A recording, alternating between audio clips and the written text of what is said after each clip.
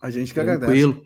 Rodolfo, fazia tempo que o Celso queria a tua presença aqui, porque o Celso ele está muito preocupado com a Satisfação toda questão da minha. Ucrânia aí. O Celso a gente tem feito uns debates internos e ele se indigna comigo aí, ele está muito preocupado com essa questão da mídia dizer que o Trump vai acabar com a guerra aí, né, Celso? A última pergunta, na verdade, era essa, que é a pergunta de US$ 1 milhão. O que, que o Trump pode dar para o Putin para o Putin resolver parar essa guerra, né? Isso aí é o que. Várias lives com Farinaso, eu alertei para tomarmos muito cuidado com os aquecimentos de narrativas trazidos pela mídia ocidental mainstream a respeito da resolução do conflito da Ucrânia. Porque grande parte das notícias são plantadas para testar o público, testar o deep state, o Estado profundo norte-americano e da União Europeia, e o público ocidental, o imaginário coletivo do público ocidental. Isso não significa necessariamente que exista essas perspectivas de uma forma concreta, porque é muito complexo você ter a resolução do conflito da Ucrânia em termos que respeite as perspectivas estratégicas da Rússia, da Federação Russa. Vou explicar por quê. Primeiramente, é uma extrema precipitação considerar que o governo Trump tem controle sobre o regime de Kiev. Não tem. O regime de Kiev, na configuração atual, ele é absolutamente incontrolável e a Federação Russa sabe disso. É uma facção de líderes voluntaristas, com forte conexão com os grupos extremistas, que têm um forte vínculo com a política ucraniana, conexão com oligarcas que se beneficiam da estratégia da guerra até o último ucraniano, porque isso garante a perenidade dos pacotes bilionários de assistência militar e econômica providos ao regime de Kiev. Então, basicamente, o regime de Kiev não vai aderir a nenhuma das proposições da Federação Russa. Por exemplo, constitucionalizar a neutralidade da Ucrânia através de uma votação narrada no parlamento ucraniano. Isso não vai acontecer. Não vai acontecer na configuração atual do regime de Kiev. Limitação da capacidade de combate das forças ucranianas, de modo a ela não constituir uma ameaça à Federação Russa. O componente definido como desmilitarização não vai acontecer. O restabelecimento do russo como idioma oficial e o fim da perseguição à Igreja Ortodoxa Russa, porque ela está hoje proibida e marginalizada e sofrendo todo tipo de perseguição lá na Ucrânia. É uma demanda que a mídia ocidental mainstream não traz, mas que é uma demanda fundamental para o componente cultural, político e sociológico da Federação Russa. Não vai aderir. O fim de bombardeios em áreas de fronteira da Rússia também não vai acontecer. Outro ponto que eu quero aqui também frisar, que é justamente o reconhecimento da Crimeia e das 4 regiões incorporadas legal e constitucionalmente à Federação Russa, que eram território da Ucrânia: Donetsk, Luhansk, Zaporígia e Kherson. A Ucrânia não vai aceitar isso. E a União Europeia menos ainda. Então, vai ser um acordo bilateral entre os Estados Unidos e a Federação Russa, a qual não vai envolver uma parte beligerante, que é a Ucrânia, que não vai, repito, ter qualquer adesão a essas perspectivas. A Rússia sabe disso. O que a Rússia busca é um pragmatismo de obtenção de maior flexibilidade nas relações diplomáticas com os Estados Unidos, de modo que os Estados Unidos têm até justificativa para abandonar gradualmente a Ucrânia e deixar para a União Europeia, justamente alegando que o regime de Kiev não aderiu às tentativas de composição diplomática e justamente as barganhas, as exigências feitas por Moscou, pelo Kremlin.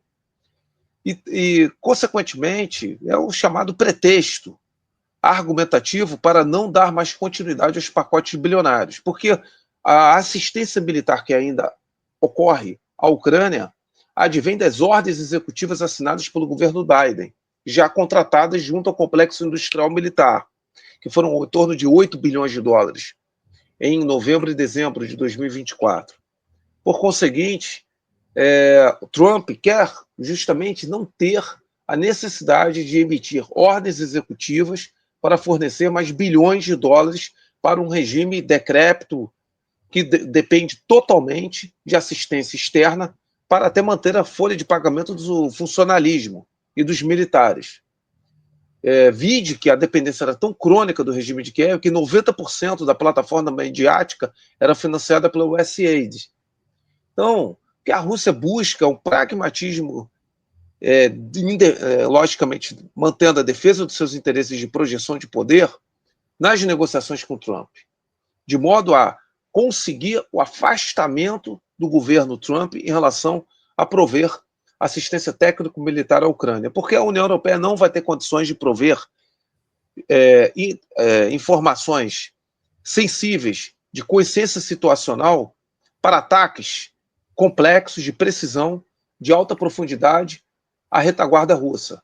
O regime de Kiev, a Ucrânia não tem essa mínima condição de fazer isso de forma sinérgica com a União Europeia.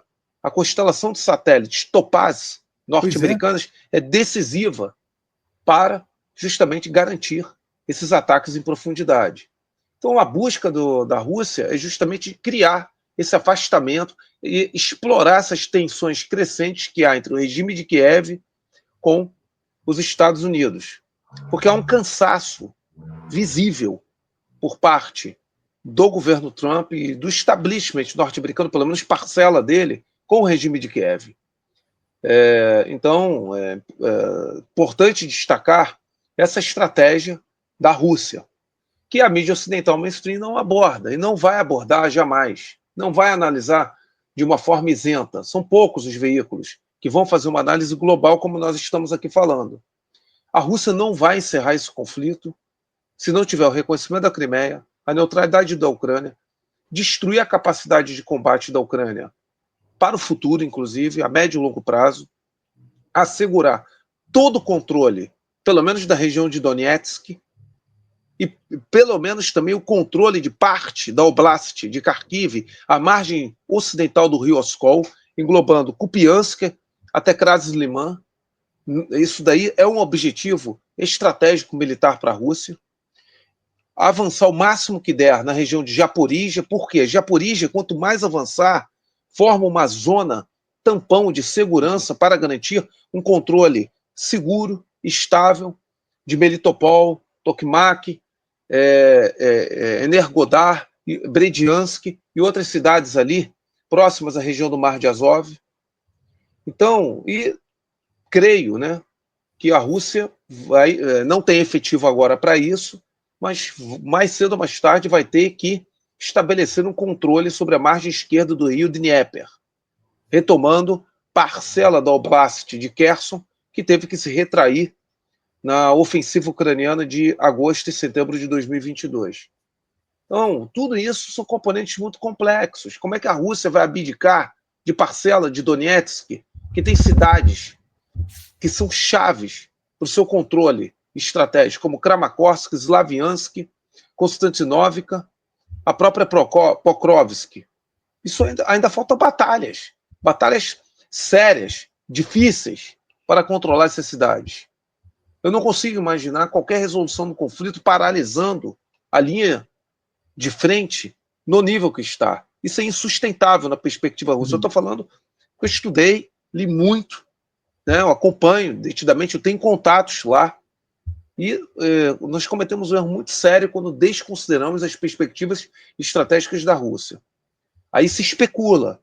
Esse é o erro da mídia ocidental mainstream e de outros analistas ocidentais. Especular com base num viés fundamentalmente do Ocidente, desconsiderando a perspectiva estratégica da Federação Russa, que isso é uma guerra existencial. A operação militar especial é considerada uma guerra existencial para a Federação Russa.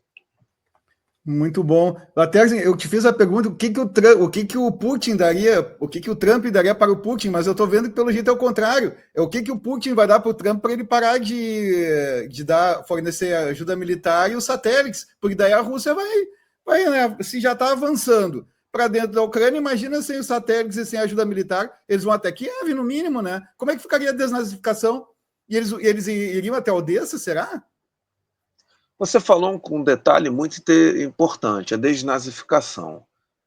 Quando a Rússia ela coloca a desnazificação como um componente estratégico fundamental da operação militar especial, ninguém quase analisa. Simplesmente é o quê? Ter a perspectiva de não ter um Estado hostil fronteiriço de forma latente. Uhum. E para isso, é uma guerra de longo prazo. Porque não adianta fazer um acordo de paz em que você tem um Estado hostil, uma sociedade ainda com milhões de cidadãos hostis, com ideias chauvinistas totalmente russofóbicas. Portanto, é um componente a se considerar. Não adianta fazer uma resolução mantendo. A Rússia sabe disso, porque vai custar caro no futuro. Vai custar caro no futuro. Quantidade de atentados terroristas que acontecerão, atentados à bomba em território russo, por células adormecidas de movimentos ucranianos radicalizados. Porque precisamos lembrar que nós temos, só de refugiados ucranianos na Rússia, 5 milhões e meio. O país que foi o maior receptor de refugiados ucranianos não foi a Polônia, a Alemanha, a França, foi a própria Rússia. E não deu para controlar quem foi. Então tem células adormecidas ali. Então, é algo bastante complexo. Qualquer acordo de paz pode gerar mais instabilidade. Tem outro detalhe que as pessoas estão desconsiderando. A Rússia hoje é uma economia em pleno emprego, 2,3%. Ainda que tenha problema inflacionário sério e uma taxa de juros que é muito criticada lá, mas que é mantida em níveis elevados para reter capital russo e garantir liquidez, embora seja alegado também para controlar a inflação, é para garantir liquidez, evitando maxi desvalorização do rublo e, consequentemente, consequências de inflação de custos maiores. O que ocorre? Se a Rússia ela promove uma resolução do conflito agora, ela vai ter que desmobilizar centenas de milhares de combatentes. Uhum. Isso vai levar a taxa de desemprego. Porque enquadrar e realocar esses centenas de milhares de combatentes da noite para o dia na economia civil ou em estruturas institucionais é muito difícil. É complexo, isso leva tempo. Todos os países envoltos em guerras de longa duração e de alta intensidade, quando fizeram acordos de paz e desmobilizaram os seus combatentes, centenas de milhares de combatentes, e a parte da população engajada no complexo industrial militar, teve um decréscimo econômico com efeito recessivo muito sério. Os Estados Unidos sofreram isso em 1946, 47, as pessoas não lembram. Então, o impacto disso é muito sério. Isso vai gerar um impacto social muito sério para o regime. E o regime de Putin, ele coloca a estabilidade social e econômica acima até dos interesses da operação militar especial. As pessoas se esquecem disso. Então, um detalhe a se considerar. É uma aposta extremamente arriscada para a Rússia simplesmente congelar o conflito e fazer um Minsk III. O Dmitry Peskov, porta-voz presidencial, Dmitry Medvedev, Lavrov já falou que esse formato não interessa mais. Eles querem fazer a resolução do conflito para uma paz duradoura. A paz duradoura é o quê? Justamente a neutralidade da Ucrânia, reconhecimento da Crimeia, a desmobilização das forças ucranianas com a limitação da capacidade de combate, fim do fornecimento militar à Ucrânia. Então, o que ocorre? Isso está ainda muito distante. Por isso eu falo, não se pautem pela mídia ocidental mainstream. Porque, dito e feito, eu falei, contingentes de tropas de paz francesas e britânicas e alemães em território ucraniano, como a imprensa mainstream já dava como certo, não acreditem nisso, dito e feito, todos recuaram, porque se esqueceram, primeiro, de combinar com os russos, e segundo, da capacidade militar limitada, extremamente limitada desses países. Ou alguém aqui acha que o exército britânico tem capacidade expedicionária para mandar 3, 4, 5 brigadas para a Ucrânia? Se vocês verificarem o estado deplorável das Forças Armadas Britânicas, vocês vão entender. E fora também as limitações do país que tem a melhor força militar, a própria França. Além de um inventário baixo, a França não tem capacidade expedicionária para conflitos de alta intensidade. As pessoas se esquecem do fracasso que foi a intervenção militar francesa no Sahel, com a Operação Bravante e a Operação Serval. Foi ridículo, foi vergonhoso. Aí vai o quê? Contar com a Alemanha? Que é uma desculpa, não sou eu que estou falando, basta ler o Instituto Kiel de análise, um think tank alemão. A Alemanha vai levar 2 décadas só para repor o estoque de equipamentos que teve que mandar para a Ucrânia. É vergonhoso o estado das Forças Armadas dos alemães. E sem contar o problema de inflação de custos, de insumos, para a produção do complexo industrial militar europeu. Uhum. Não, esses países europeus eles não têm um ciclo completo de produção e desenvolvimento. Eles importam muita matéria-prima. Por exemplo, o antimônio. Ele é essencial para a fabricação de explosivos. A União Europeia depende. Tungstênio, alumínio, terras raras. Não produz praticamente nada. Consequentemente, os custos ficam sobrelevados. Então, é importante aqui, nós temos frieza de análise. Uhum. Muito bom. Mas então, na verdade, o que o Trump quer não é vencer a guerra, ele quer deixar de ficar gastando dinheiro. Ele quer parar de enviar dinheiro para lá. E por que ele não para de uma vez, simplesmente? Ele quer tirar alguma coisa do Trump? É porque, vou ser bem sério, Celso, as pessoas negligenciam o Deep State norte-americano e precisamos voltar à história. Pois é. Ike Eisenhower, presidente, general, herói da Segunda Guerra Mundial, nos anos 60, ele deixou claro o risco para a democracia americana das instituições serem capturadas pelo complexo industrial militar e pelos lobbies vinculados. Nós temos 6 mil lobistas no Congresso americano vinculados ao complexo industrial militar. A democracia americana ela necessita, portanto, de intervenções militares externas. Ela precisa produzir ameaças, porque, caso contrário, parte do país entra em colapso. O complexo industrial militar é essencial para os Estados Unidos e o Deep State, o Estado profundo norte-americano, ele é capturado. Quem acredita num voluntarismo e personalismo do presidente norte-americano não consegue compreender as nuances das instituições norte-americanas, o poder delas dentro do funcionamento dos processos decisórios. É muito complexo o que é definido no Pentágono, no Departamento de Estado, em relação aos desejos de um presidente da República. Eu não estou defendendo os presidentes, por favor. Mas Obama não conseguiu. Obama veio com uma perspectiva de fazer acordos de um START 3, né, redução de limitação de armas estratégicas, em 2009. Foi um dos presidentes que mais fomentou a guerra ao terror. Mais matou. E que incrementou, inclusive, a intervenção no Afeganistão. E depois tivemos, né, o início de intervenção do governo Obama com as primaveras árabes e com a desestabilização da Síria, adentrando numa guerra de procuração. Depois, adentrando no Euromaidan, no golpe do Euromaidan na Ucrânia, adentrando em outra guerra de procuração.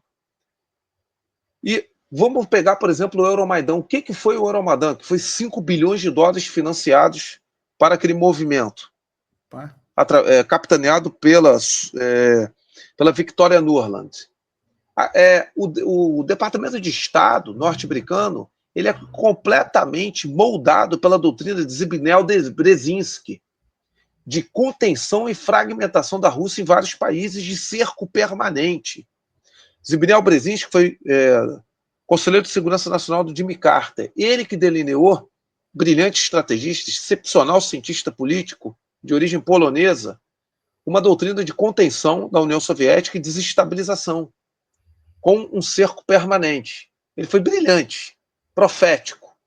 Só que isso continuou, mesmo depois do fim da Guerra Fria. Zbigniew Brzezinski escreveu um ensaio em 1997 estimulando a expansão da OTAN para o leste europeu, formando um cerco da OTAN em relação à fronteira próxima com a Rússia, criando, portanto, desestabilização, tensão permanente. Ele previa que a Rússia não conseguiria jamais ter capacidade de se reerguer economicamente, tecnologicamente e militarmente. Isso levaria a fragmentações e tensões constantes com perspectiva de separatismo na Rússia, com o surgimento de 5 estados dentro da Rússia. Isso aí foi estudado por ele. Ele escreveu um artigo, um ensaio. Ele formou vários alunos que serviram a diferentes governos, republicanos e democratas. Então, o deep state norte-americano é muito poderoso. Ele é fora do normal. As pessoas negligenciam isso. A capacidade personalista do presidente norte-americano é limitada. Lógico que nós temos, por vezes, uma intervenção pessoal de um presidente que molda a política norte-americana. Por exemplo, o incremento da intervenção militar dos Estados Unidos na Ucrânia foi um projeto de Biden, sem dúvida alguma, mas que precedeu ele já com Obama. Então, nós temos que ter uma análise bastante fria, porque Trump é um governo baseado, o presidente Trump é baseado muito em retórica, bravata, frases de efeito, criar tensões, fatores emocionais para o seu eleitorado, manter constantemente seu eleitorado engajado em relação a temas que gera distração dos problemas reais. E toda semana, todo mês muda, é uma nova guerra, uma guerra comercial, a guerra contra os imigrantes, agora tensões contra o Irã, aí agora já se estabelece negociações diretas com o Irã, anuncia isso, né? E por aí vai. É um governo profundamente populista, e daí tem uma necessidade de engajamento constante das redes sociais, criando um estado de tensão permanente, com o seu eleitorado radicalizado, que não é pequeno, sempre devidamente coeso. Então não dá para você acreditar nas bravatas no X do Trump. Você tem que entender que existe um deep state subjacente a essas decisões dele. Doutor Laterza, tem muita gente do nosso campo assim que se considera progressista, e o pessoal fazendo uma festa com a eleição do Trump, dizendo que ele ia acabar com a guerra, e todo contente, dizendo que ia fazer uma revolução no mundo, escambau, né? Eu não sei como é que eles estão agora, né, cara? Mas era uma alegria. Eu quero saber o seguinte: o que foi que o Trump conseguiu fazer de bom até agora? Assim, do que ele de bom? De bom porque não faz nada bom, né? Mas tipo, o que ele conseguiu fazer do que ele queria? Eu não consigo entender, Celso, como um brasileiro vibra com governos de outros países. Eu não consigo entender. Independentemente se o Trump é bom ou ruim, eu não vou adentrar nessa questão. Mas o programa Trump é Make Great America Again. Então, vamos tornar a América grande novamente. O que tem a ver com os interesses nacionais do Brasil? Eu fico perplexo com isso. Trump é protecionista, ele é de uma ala profundamente protecionista. Não tem, o Trump defende interesses institucionais e comerciais de setores produtivos norte-americanos que são concorrentes do Brasil, concorrentes. Como é que as pessoas não racionalizam isso? Eu fico incrédulo, fico impressionado, entendeu? Teve ex-presidente batendo palma para o tarifaço do Trump. Mas isso mostra a decrepitude da discussão do pensamento social e político brasileiro. Isso mostra a nossa decrepitude. Isso mostra como a polarização artificialmente criada de 2010, 2011 para cá, porque isso não é de agora, gerou esses artificialismos nas quais a construção de ideias é baseada em narrativas não totalmente alheias a fundamentos objetivos. E o fundamento objetivo é Trump protecionista, vinculado a setores produtivos que são antagônicos e concorrentes do Brasil. Isso daí não há como você louvar isso. Não é questão de ser progressista, de ser direitista, de ser fascista. É um concorrente. Um concorrente comercial do Brasil. Aí como é que você vai? Eu estava conversando com setores da classe política diga-se de passagem, do Centrão, no Congresso Nacional, pelo meu trabalho como presidente da DEPOL do Brasil. E todos sabem, né, que eu trabalho defendendo os BRICS. Não é mentira. Eu falei com um deles, como é que ele é integrante da Frente Parlamentar da Agricultura, como é que nós vamos romper com os BRICS? Nós vamos quebrar. Os setores produtivos hegemônicos do Brasil vão quebrar. Aí nós passamos um papel ridículo, que eu estava conversando com um deles. Porque a geopolítica, ela não tem considerações valorativas e ideológicas. A geopolítica, ela congrega a geografia, o aspecto da população, o aspecto geoeconômico, acima de considerações ideológicas do famoso querer ser. Não é o querer ser que fala. A geografia determina e a geoeconomia também. O que acontece? Nós tivemos verdadeiras contradições no governo anterior. O governo anterior, de 2021-22, teve que moldar um eixo pró-BRICS. Não estou defendendo, só estou falando pelo realismo, porque o realismo político se impõe. Uhum. Então, é uma falta, mas isso mostra a falta de visão, porque tudo vai a reboque dos acontecimentos, não se tem um planejamento estratégico de um Brasil potência. Independentemente disso ter sido deturpado, ou ter sido efetivo na época do regime militar ou não, a verdade é que não se tem isso nas elites do Brasil. Aí você tem uma polarização baseada em governos que não têm o mínimo interesse em desenvolver o Brasil. Como é que pode isso? É inacreditável. É bizarro isso. Então, Trump, vamos voltar a falar. Trump tem desafios enormes. Vamos lá. Atender aos interesses desses setores lobistas e produtivos que o financiaram. E esse círculo de financistas que ele se beneficia. Segundo, obter negociações favoráveis aos Estados Unidos para reindustrializar os Estados Unidos, que é a classe média baixa, branca, e parte dela negra também precisamos aqui frisar, ressentida, com a falta de progressão social. Trump tem um problema da dívida pública, de 36 trilhões de dólares, a qual ele já falou que vai desregulamentar a parte da economia para esses setores e, fundamentalmente, vai precisar reduzir impostos. Trump tem um problema no controle de fronteiras, que ele foi eleito muito com essa plataforma do controle de fronteiras. Então, o Trump tem desafios enormes para atender, pelo menos com algum grau de nível de execução política, para o seu eleitorado. Portanto, é um desafio enorme para ele. Porque até o momento, claro, estava estabelecendo, repito, medidas políticas focadas em garantir o engajamento do seu eleitorado. Se isso vai se traduzir em efetividade para beneficiar esses segmentos, vai ser muito difícil de analisar. Eu não tenho elementos para isso.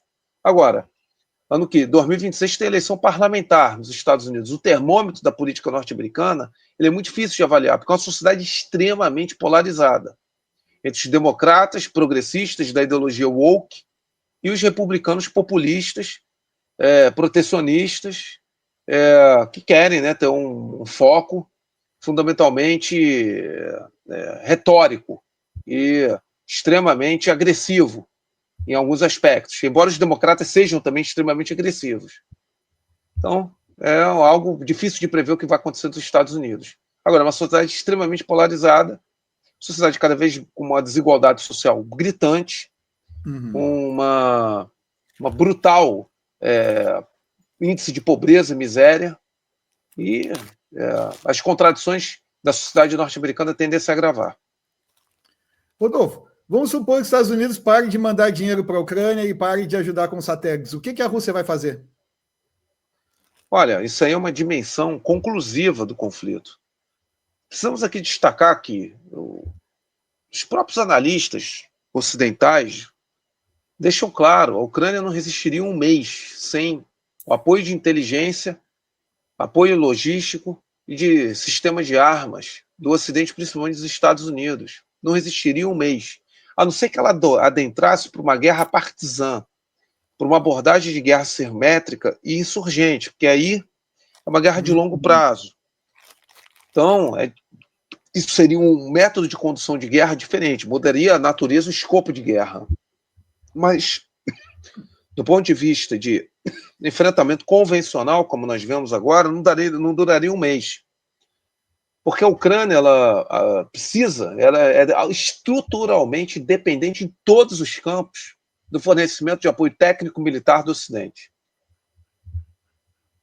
Então, esse conflito já teria acabado, porque ele é uma autêntica guerra de procuração entre a OTAN, a Ucrânia e a Rússia. A Federação Russa ela guerreia, na verdade, contra uma coalizão de 32 países. As pessoas têm dificuldade de mencionar isso. Desde 2022 eu falo e advirto.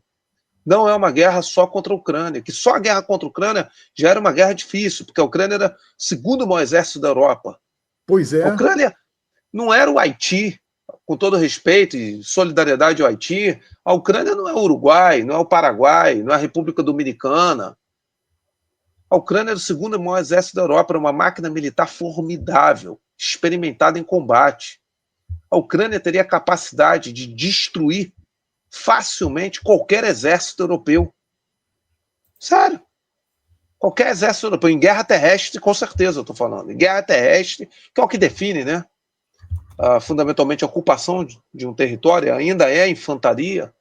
A Ucrânia teria condições de destruir facilmente uma Romênia, uma Bulgária, uma Hungria, a Polônia, que é um exército ainda em formação bem constituído, não teria sustentabilidade de longo prazo com o exército ucraniano.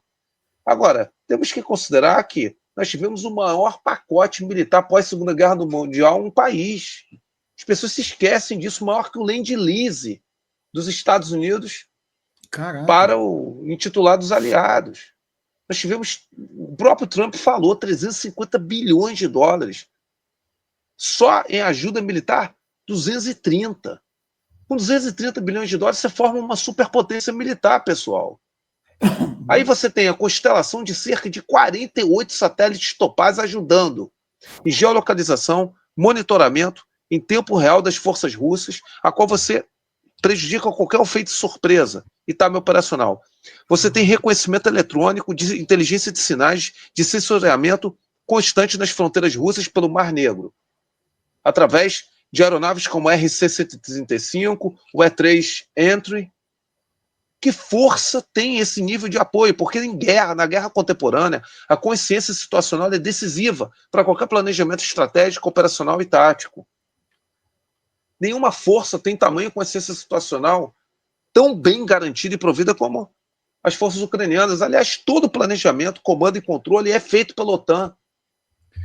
A operação em Kursk, a mídia ocidental mainstream diz que foi a revelia dos Estados Unidos que não sabia. Isso é balela, isso é mentira.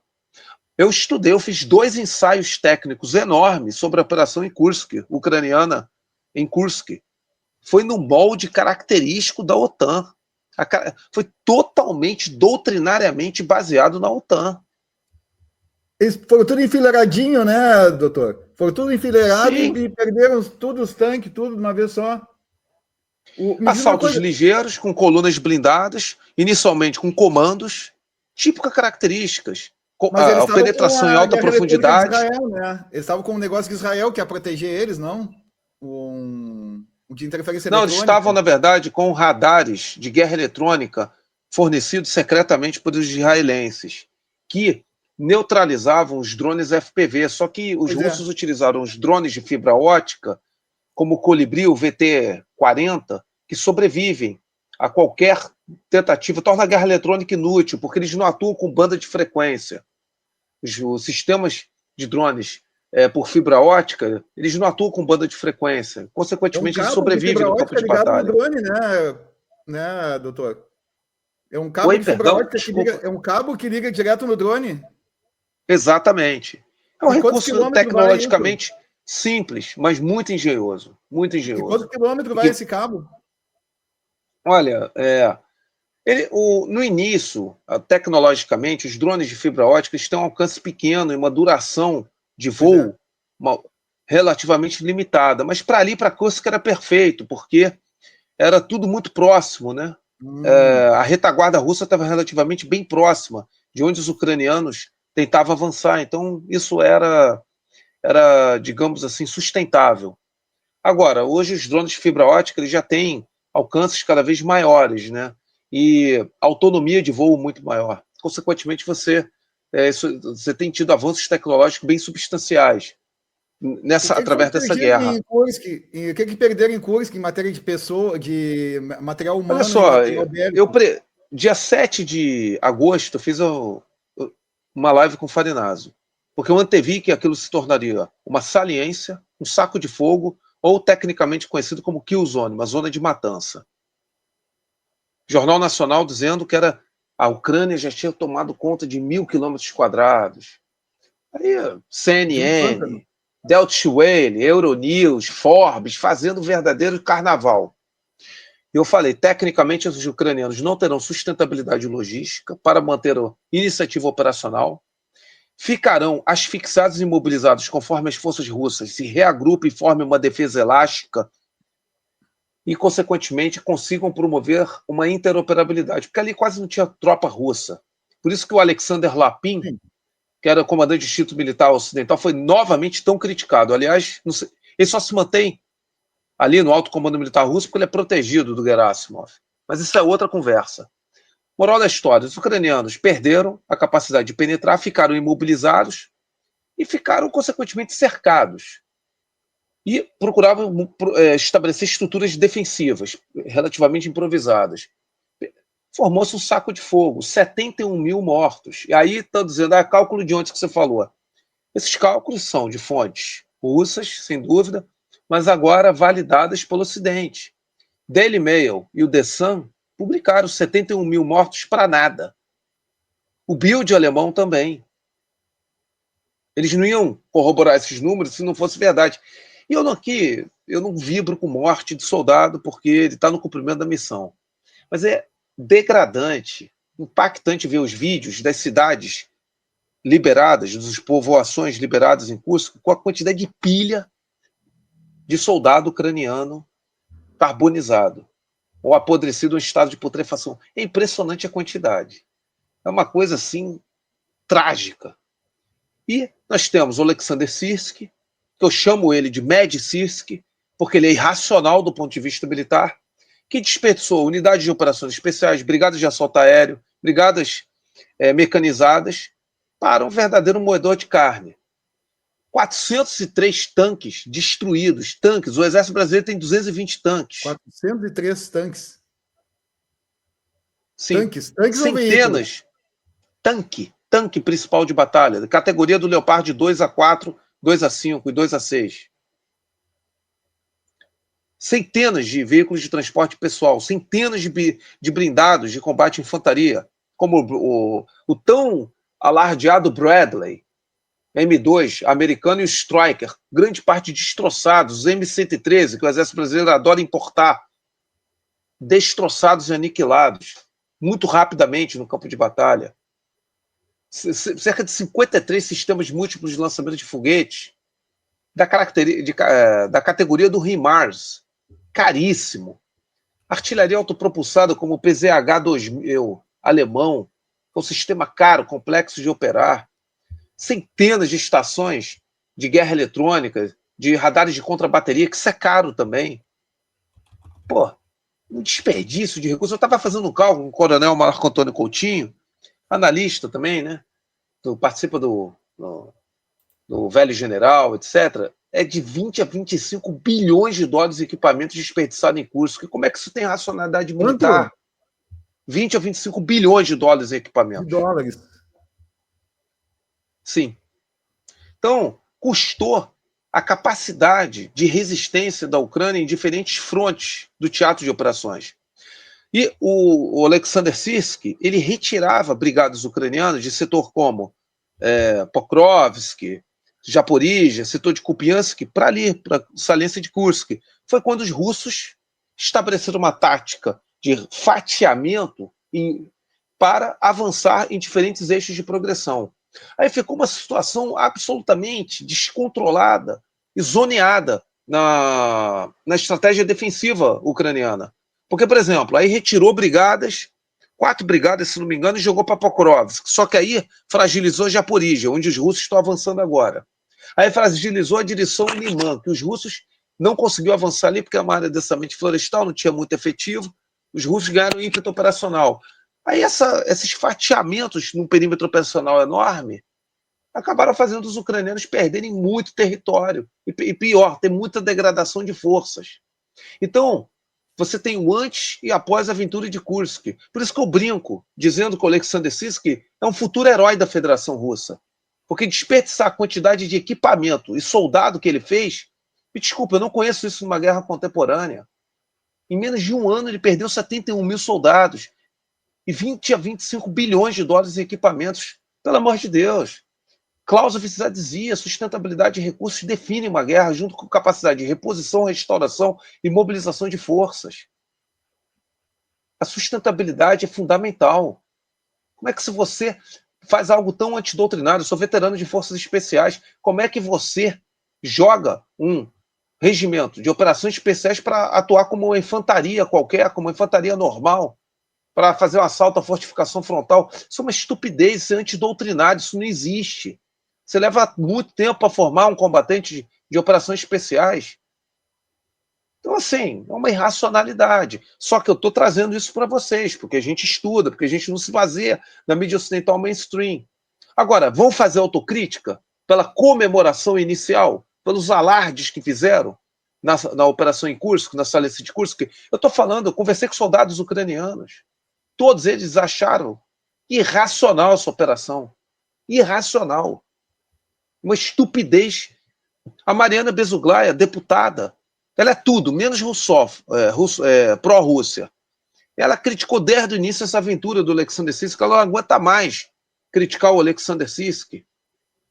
Mas o regime de Kiev precisa de quê? Propaganda, ataques demonstrativos de grande impacto na mídia ocidental para gerar engajamento e continuidade dos pacotes bilionários. Daí é a aposta da guerra último-ucraniana.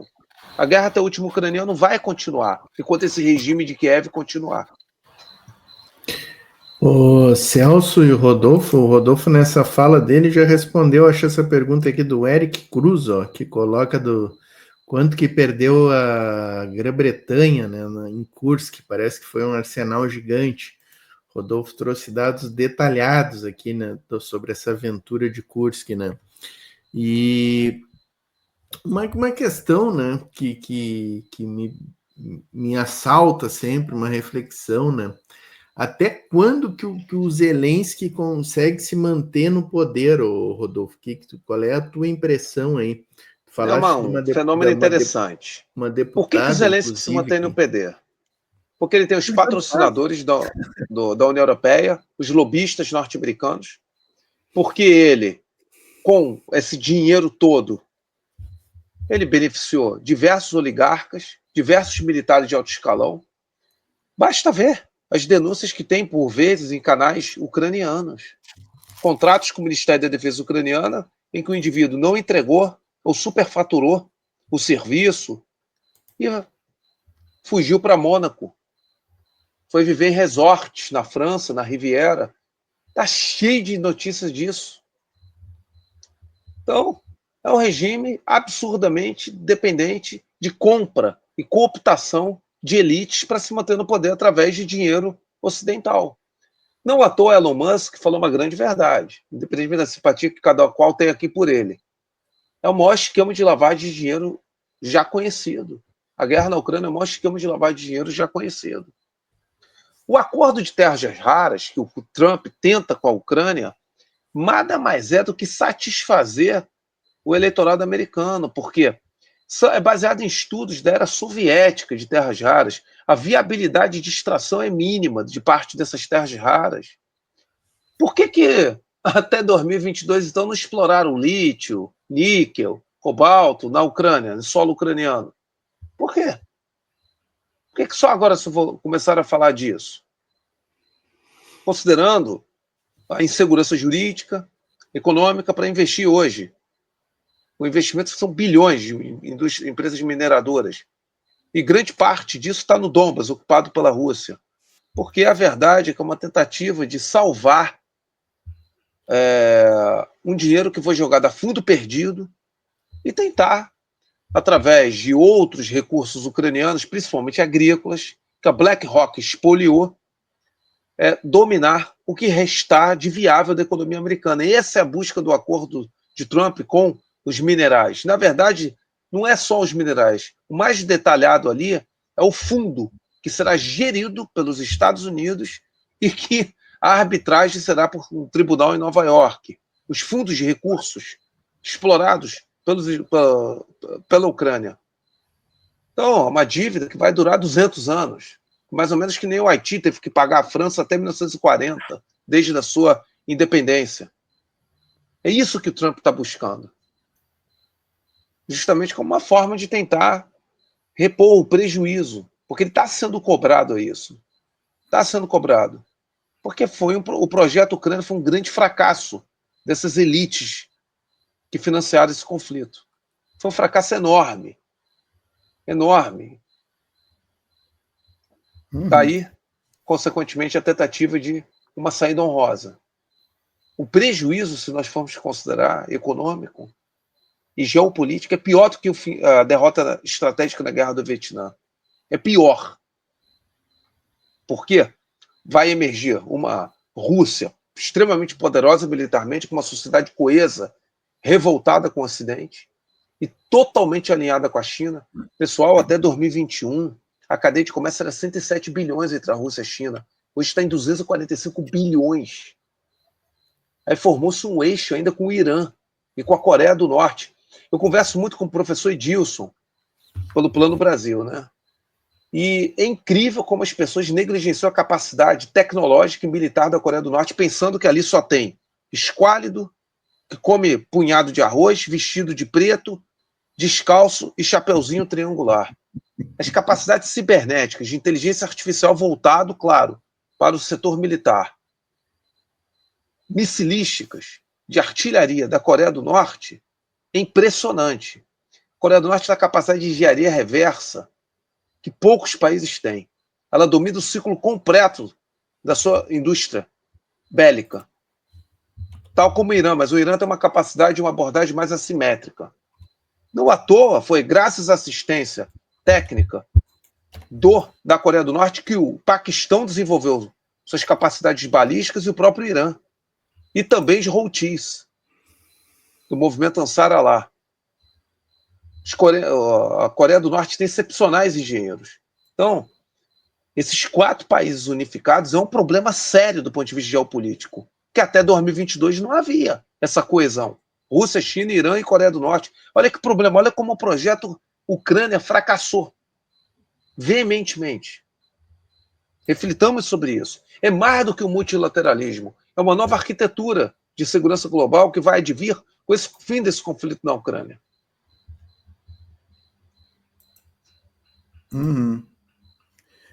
Rodolfo, me diz uma coisa, tu falou que o segundo maior exército da Europa era o exército da Ucrânia. O segundo maior, considerando que o da Rússia, que a Rússia pertence à Europa, é isso?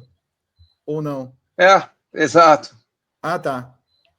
Então, na verdade, Exato. Bom, então é maior que o inglês, que o francês. Sim. Melhor que. Olha só, as pessoas negligenciam, é porque muita gente esquece desses detalhes.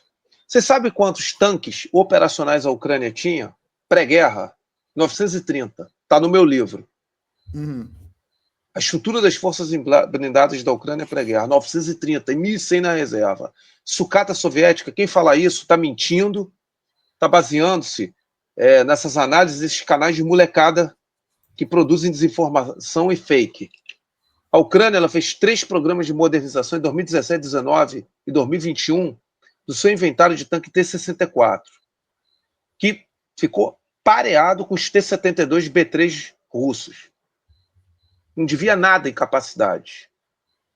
Com sistema de controle de tiro, termovisores, com a capacidade de disparos de precisão.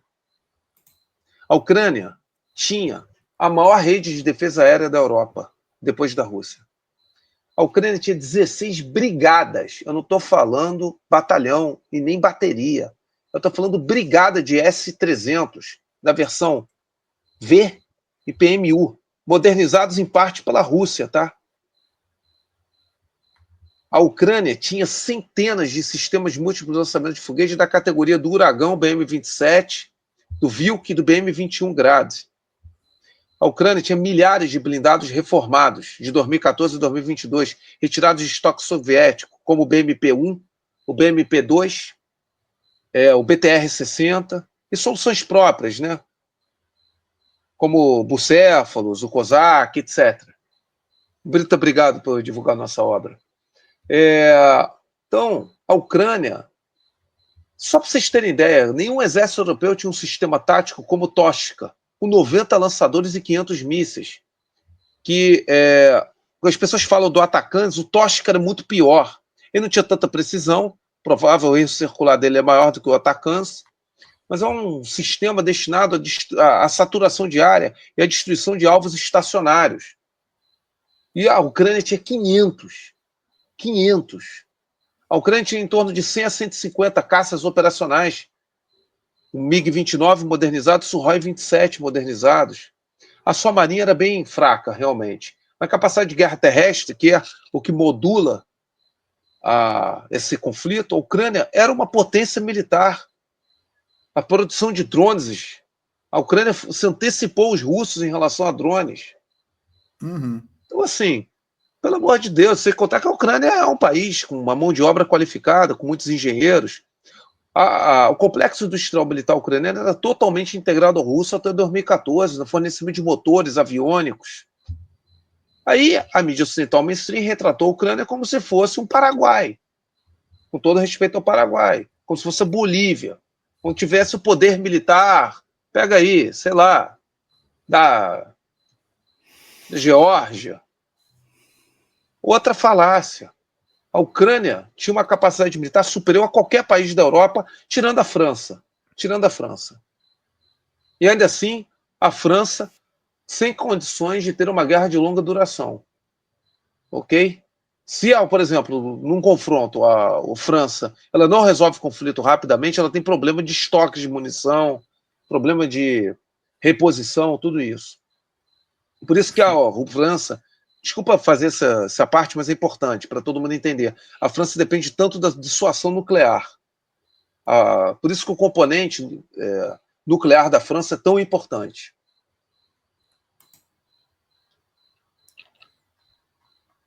Uhum. Então,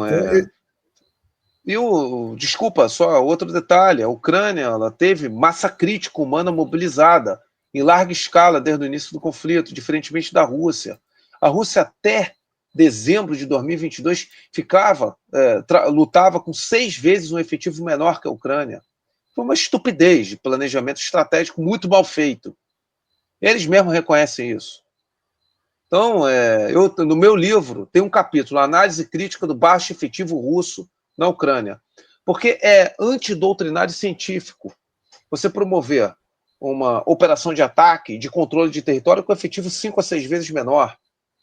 A Rússia tinha 190 mil homens, a Ucrânia tinha 1.200.000 no ápice de 2022. Era insustentável isso. Não ia dar certo. Nós fizemos um cálculo matemático, previmos no capítulo, que seria necessário 336 mil soldados russos a serem convocados só para nivelar o fronte naquelas condições. Não deu outra. Em setembro de 2022, o Putin decretou 300 mil. Aí, pelo fato de que a mobilização forçada na Rússia é um tabu, o país entra em crise social, estabelecendo um regime de contratos voluntários, né? Muito convidativo, com salários muito bons, 4 vezes maior do que o valor do mercado, pago no mercado. Isso atraiu muita gente, né, das regiões menos ricas. E, consequentemente, a propaganda também interna é muito favorável. Os subsídios estatais e de assistência social aos combatentes e suas famílias também foi bem amplo. Aí, consequentemente, não faltou mão de obra. Mas ainda assim é insuficiente, tá? Ainda assim é suficiente para alongar em demasia o perímetro operacional, para controlar áreas muito amplas. É insuficiente. Esses aí que tu fala, Latex, é só os soldados normais, você inclui o Wagner e os chechenos e tal, ou inclui os exércitos? O efetivo de 2022, de 190 mil, que eu falei, incluía tudo. Incluía PMC, voluntário, Rosguardia, unidade da Rosguardia, da Guarda Federal Nacional Russa, e paraquedista e do Exército. Hoje em dia, em torno de 650 mil, 700 mil. Mas na linha de frente, não é isso tudo.